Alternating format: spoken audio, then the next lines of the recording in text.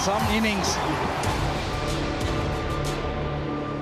Welcome everybody, it's South Africa against the West Indies, the first KFC T20 International, and we come to you live from Supersport Park here in Centurion.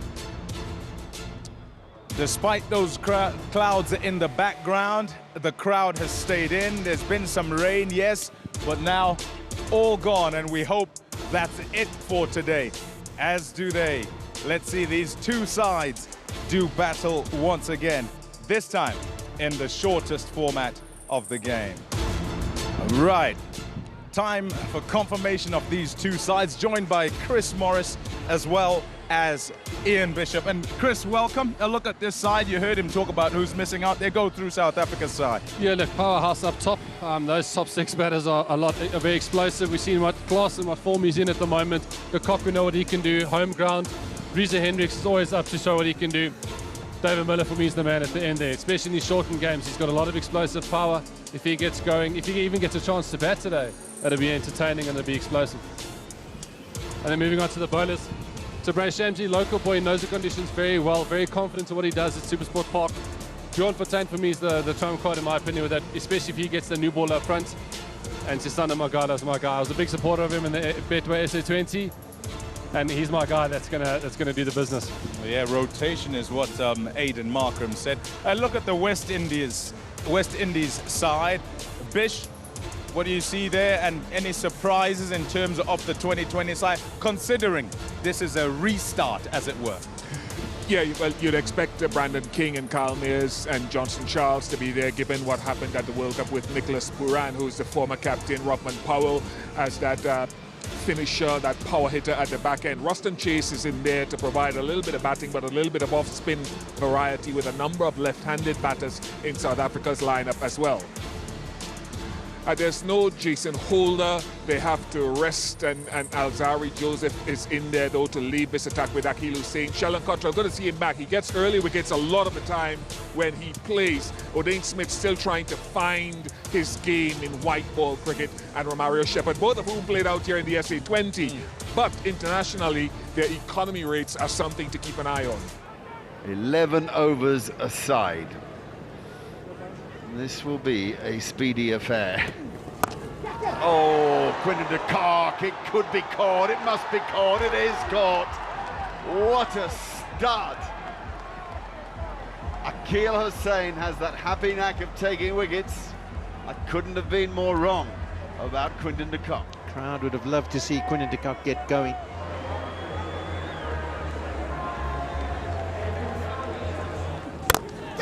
And out as well. Rousseau slams it into the guts of mid-off. Yeah, it's a good catch, and we also saw the salute of Sheldon Cottrell.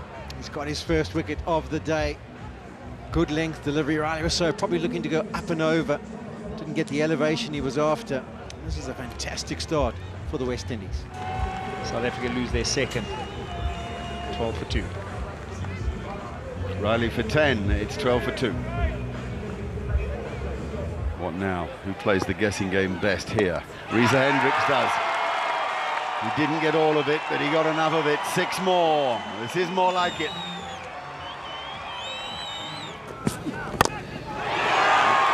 Very high and very out. The calmest fielder you could imagine. Markram not timing it, almost like it was the bottom of the bat. Really cool under that was Johnson Charles. That ball was a big up and under. Don't want to be catching that in Port Elizabeth with the wind. But the half felt it seemed all right. And Joseph adds his name to the wicket column. South Africa 40 for 3. That's out, caught behind, it is. There's a little nick, nobody knew, the crowd didn't respond. The wicket-keeper, Nicholas Pooran, just threw it up in the air casually. That one didn't seem to skid through, Mark. That one almost seemed like it's stuck in the surface a touch. Came through a little bit slower. Q end. And he throws the ball up in celebration. It almost ends up landing on Dean Smith's head as he goes forward in the celebration. But there's no delay about the decision. Hendricks comes in, and 21 of 12 deliveries. That's decent in this 11 over contest, 55 for 4. Oh, there's another one. Cottrell's got the big salute out again. We love seeing that salute. What a character he is. Klaasen has been in ridiculous form over the last little while, but not today. Yeah, Heinrich Klaasen would be upset with that dismissal. Solid catch by Johnson Charles yet again. He's been good in the field. And there's that salute again. South Africa under pressure yet again. Rebuilding. They're going to need all their experience at the back end of this innings. How are you doing? Tell me, give me a score here. How many are they supposed to get? How many are you after? I think we're looking at 100. If we can get 100, a few more kudos, David and Pani, to get a good partnership, and then we'll be good. Yeah, I think it's unbelievable day out here, Friday. It's unbelievable. Yeah, decent crowd and a good view, I must say, from here. It is a decent view. Tony, how was it? I say how was it because you've played in the colours now. Oh, wicket. Somebody else out. Parnell nicking it through to the keeper and another wicket goes down. Yeah, big shots played. Always big shots played. And trying to absolutely smash it out the ground with not too many deliveries to go. A slower ball doing the trick. So, Parnell gone for 4. South Africa 79 for 6. Cottrell now about to start his third. He's bowled beautifully so far. Slapped that one. Found the boundary as well. Oh, that's clubbed. That's 6. That's flat. What a shot. What a shot from David Miller. Absolutely smashes that one over deep square into the crowd. That was like a bullet. Straight off the middle of the bat. Yet again, David Miller gets going. Slow ball, he's picked it up and he's hit that for 6. That is superbly played by Magala. Slow delivery, hopped over the top. He knew that man was inside the circle. 4 more back-to-back boundaries. That's where he's going, deep mid-wicket. Has he hit it well enough? I don't think he has. No, he hasn't. Catch is taken. That's relief for the West Indies. Yeah, that's a knock that we've come to see from David Miller. Team under pressure. And believe it or not, he actually took his time in this innings of 22 balls. He took his time, got himself in and played some exquisite cricket shots. Very good catch from Shepherd on the boundary there. That's the wicket they needed. 2 balls left in the innings. If that went for another 6, we're looking at the 130 plus mark. Big swing and a miss. That's where it's going to end. Run out at the end as well. So 130 is what they end up with. Oh no, it's a no ball. It's a no ball. Ongani Jele has called a no ball. Obviously it was checked upstairs. And it is a free hit. Oh no. A little bit naughty from Odin Smith. I'm going to tell you what, Sisanda Magala got called through for the run, sent Bjorn Fontaine back. And unfortunately being run out of the last ball, it'll be a bowler that'll be coming in to face the last ball and the free hit. Unfortunately for South Africa, I would have much preferred Sisanda Magala to face that ball. Fontaine goes for just 4, 131 for 8, bit of drama late in the innings. Oh, big swing and a miss. Big swing and a miss, so no addition to that score. 131 for 8 is after 11 overs.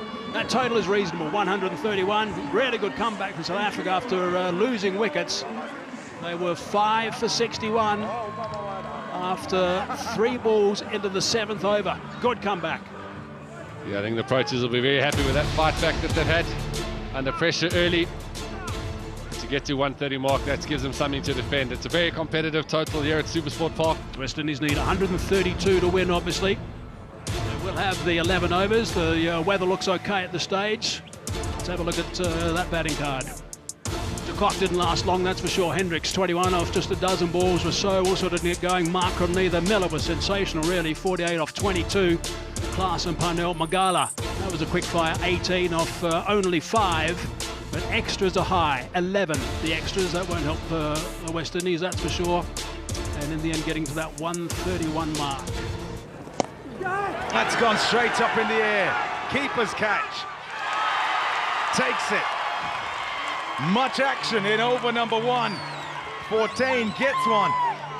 He gets a Mayers. But not before 17 runs have been scored, and there's still a ball to go. Cock tells everyone to clear the vicinity. He's got it covered. And South Africa have their breakthrough. Oh, just over. Same region. This time, it's 4. Sisanda Magala into the attack. He was going for the Yorker. He missed by some distance, but he hit the stumps. And he can smile because King is gone. To hit the bails, I mean, I would think that would be close to over waist high, but the dip just clips the top of the bails. And there's a wicket for South Africa. Eric Simons was the one who had this theory that you needed to practice that delivery because it was the hardest to hit. I'm sure he'll be ecstatic about it, either in the RPL, watching from there, but that's one way of doing it. You're just checking things, and eventually the finger goes out. Brandon King goes for 23, 34 for 2. Bam! And that's out of there. Oh, a crisp sound off the bat. Right into the arc of Johnson Charles. Edged and gone. Nortje into the attack, and he's got his wicket. Just a feather of an edge, easy catch for Quinton de Kock, and once again, we've seen it so often this season. He's been phenomenal as Hendrik Nortje. Every time he's introduced, he tends to have an impact. There's the ledge. They've got their third, South Africa, an important wicket. 66 for 3. Pooran's innings of 16 comes to an end. Nortje striking nicely there. And we talk about matchups. There's a test matchup there. Fast bowler from the test side and a non-first class player. Has he got it? Has he got it? Has he got it? Excellent. Excellent. Par for the course these days with fielders on the fence. It hit the bottom of Johnson Charles's bat, and he'd have been trying to will it over the fence, but it couldn't quite get there. I'm sure they'll still check it, Pom, because of the timing of when the ball was popped out of Nortje's hands. There's no doubt there was some contact with the boundary cushion at some period, but it's just to make sure that before his heels touched it, he's managed to release it. Everyone in the West Indies saying 6. The South Africans are saying that's definitely out. Here's the moment. What is it? Oh, there you go. Supersport Park erupts because it's a man who's been doing damage. Johnson Charles. He departs. Which he's done. Oh, there's a run out. There has to be, doesn't there? Well. Wayne Parnell had almost too many options.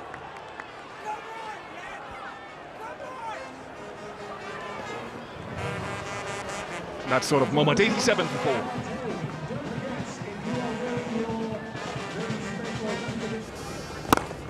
That's gone. Such excellence from the West Indies captain at the moment. The crowd, some hands have gone to heads. Be tight, he'll be gone. He will be gone.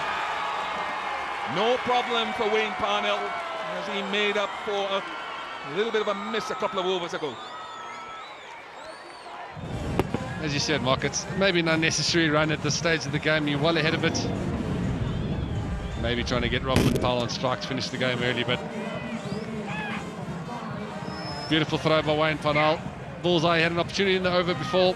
That's a lovely throw by Wayne Parnell. Lovely run out. Romario Shepherd goes for 3 or 6. Magala strikes back. Lights are on. The crowd is alive. Smith is gone. Sisanda Magala doing the business for South Africa here. Trying to restrict the West Indies, and that's a vital wicket. More importantly, it's a dot ball.